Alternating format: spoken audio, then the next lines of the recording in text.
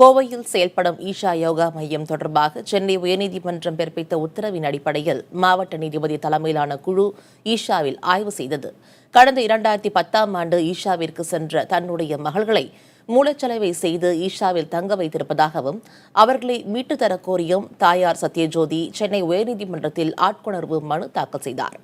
இதை விசாரித்த நீதிமன்றம் மாவட்ட முதன்மை நீதிபதி, மாவட்ட காவல் கண்காணிப்பாளர் தலைமையில் நேரடியாக விசாரணை நடத்தி அறிக்கை சமர்ப்பிக்க உத்தரவிட்டது.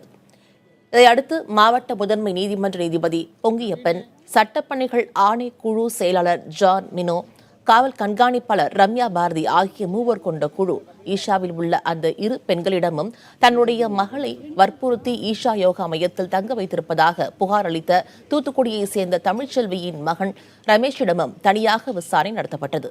சுமார் 4 மணி நேரம் நடைபெற்ற விசாரணையில் ஈஷாவில் உள்ள வசதிகள் அவர்கள் வலுக்கட்டாயமாக தங்க வைக்கப்பட்டுள்ளனரா என்பது குறித்து கேள்வி கேட்கப்பட்டதாக தெரிகிறது.